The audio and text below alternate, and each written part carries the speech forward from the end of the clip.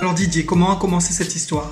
L'histoire a commencé sur une annonce sur Facebook, sur internet, que ma femme a trouvée. Elle m'a demandé si ça m'intéressait, je lui ai dit oui, vu que j'ai pas de travail.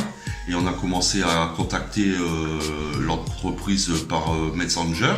L'entreprise nous a répondu et nous a dit qu'il fallait faire, qu'ils allaient nous envoyer un chèque de 980 € pour l'assurance et la carte professionnelle. Donc peu de temps après, on a reçu le chèque de 980 €. Je l'ai déposé sur mon compte en banque et le chèque a été crédité sur mon compte.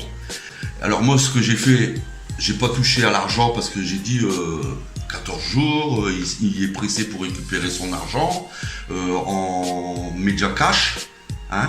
Donc il fallait que je vais soit dans un débit de tabac ou à la poste chercher ce genre de formulaire pour pouvoir lui prendre une photo et lui envoyer sur Messenger pour qu'il récupère l'argent. Donc je me suis méfié, je lui ai dit non, moi au bout de 14 jours, si vous voulez, on continue l'affaire, mais là je ne prends pas de risque. Et depuis ce temps-là, j'ai plus de contact. Voilà, une affaire bizarre quoi.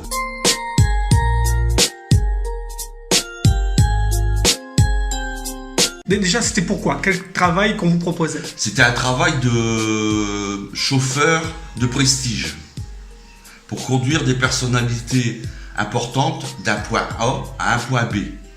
Voilà, avec des voitures de haut standing, costumes, voilà quoi. Et les 980 €, comme je disais tout à l'heure, c'était pour la carte professionnelle et l'assurance. Et après, une fois que tout ça a été fait, il envoyait le contrat avec le nom du client, le nom du rendez-vous, le nom de l'endroit où se trouvait la voiture, avec la plaque d'immatriculation dans telle société. Et puis, c'était parti. Et voilà. Vous n'avez pas pensé comme ça, en regardant l'annonce, que ça pouvait être une arnaque? Non, pas du tout. Déjà, quand je me suis dit, ils envoient 980 €, je dis, c'est pas mon argent. Je me suis dit, c'est bon. Mais le problème, c'est que, comme je me suis gratté la tête, et puis j'ai contacté ma banque, et puis qu'elle m'a dit que la durée légale d'encaissement de chèque, c'était 14 jours, qu'ils avançaient l'argent, et au bout de 14 jours, ils récupéraient l'argent du chèque de celui qui l'avait émis. Voilà, c'est là que je me suis méfié. J'ai dit, je touche pas cet argent. Alors je lui ai dit à ce monsieur, je suis désolé, je toucherai l'argent au bout des 15 jours. Hein, je me suis laissé une journée de débattement pour pouvoir continuer l'affaire. Sinon, voilà quoi.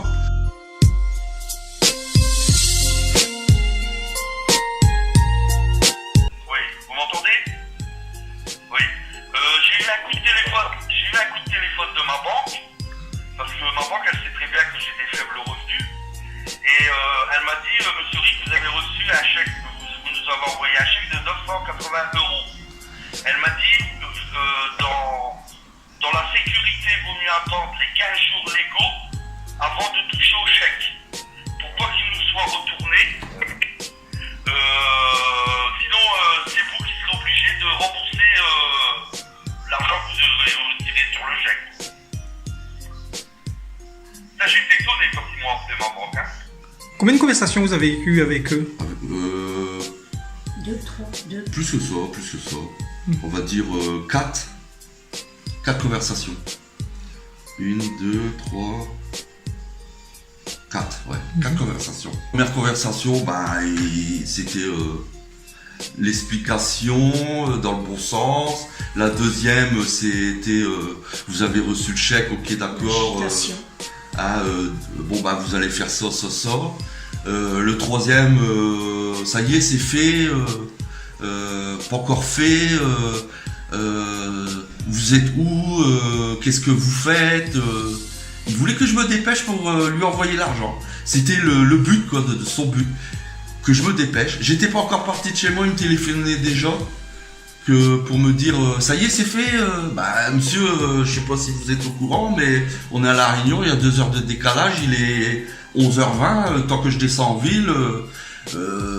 Ça va être fermé. Alors après, ils se sont venus plus agressifs, taisez-vous, la ferme, écrase, c'est moi qui parle, toi tu connais rien, je t'ai dit que c'est comme ça, moi je connais l'échec, je sais comment ça se passe. Moi je prends pas de risque.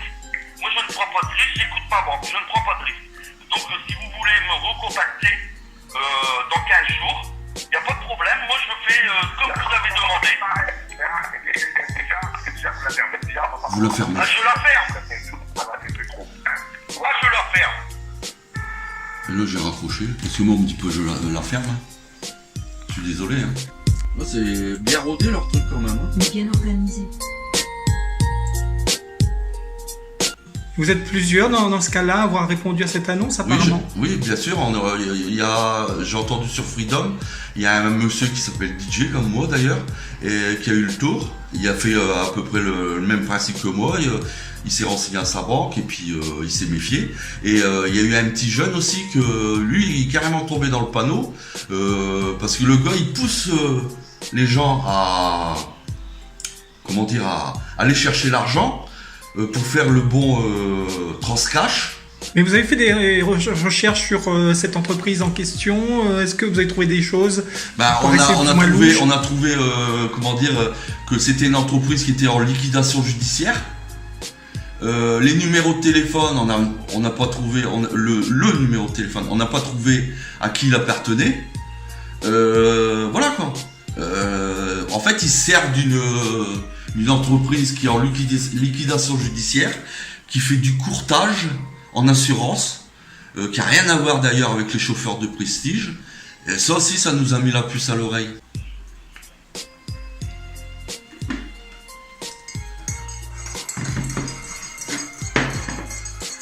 Vous avez recontacté votre banque depuis ? Là c'est fermé, je leur recontacte lundi pour lui dire qu'il se renseigne par rapport à celui qui a émis le chèque. Mais c'est une arnaque. Hein.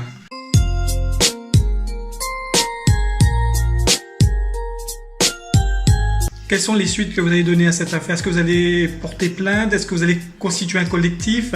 Qu'est-ce que vous allez faire ? Je vais porter plainte et s'il y a un collectif qui se fait, je me manifesterai pour être avec le collectif, pour avoir plus de poids. Parce que être seul sur une affaire comme ça, je pense que ça faut bas lourd. Hein. Vous allez encore répondre à des annonces comme ça sur Internet ? Non. Bien sûr que non. Mais bon, quand vous n'avez pas de travail et puis que vous en retombez sur un cas comme ça, surtout que c'était censé être une entreprise sérieuse, vous dites je vais essayer quoi. Mais il y a toujours, si vous n'êtes pas méfiant, vous tombez dans le panneau. Si vous êtes méfiant comme moi, c'est bon quoi. Vous laissez tomber et puis vous apercevez que l'entreprise, si elle vous le rappelle pas, c'est parce que ça cache quelque chose derrière. Vous nous tiendrez au courant de la suite Bien sûr.